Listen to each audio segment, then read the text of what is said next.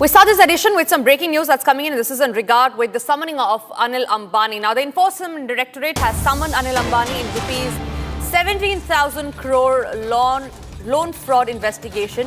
Anil Ambani has been asked to appear on August 5th at the Enforcement Directorate headquarters in the national capital for questioning in an ongoing investigation into an alleged rupees 17,000 crore loan fraud case. Trouble there only mounting for Anil Ambani. He has now been summoned by the Enforcement Directorate. As far as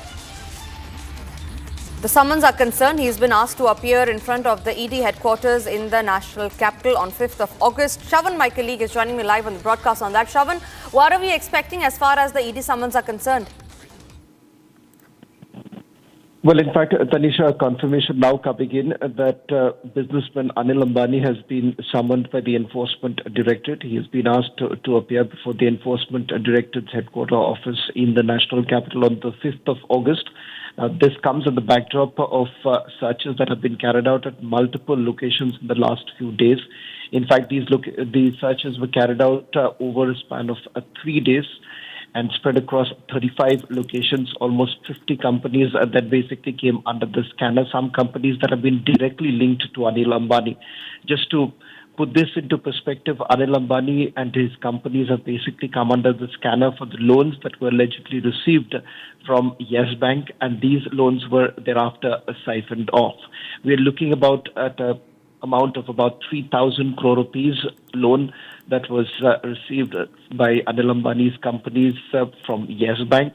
The other loans which have also come under the scanner is that of 1,050 crore rupees from Canara Bank and roughly about 10,000 crore rupees from another bank that has now come under the scanner of the Enforcement Directorate. Now, this comes at a time when SEBI and a few other institutions have also written to the Enforcement Directorate with regards to these loans that were received, and these loans have not been paid off.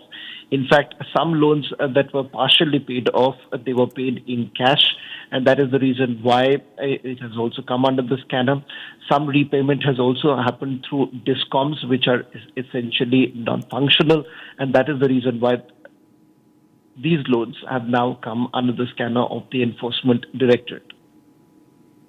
Right, absolutely, Shravan. Thank you very much for getting us those details, keeping a very close watch on that story. But for now, we move on to the other top stories that we're tracking, and this is in regard with the Donald Trump's tariff war that he has declared on several nations, including India. After Donald Trump has imposed 25% tariffs on India, United States Secretary of State Marco Rubio has said that India's purchases of Russian oil are helping to sustain Moscow's war effort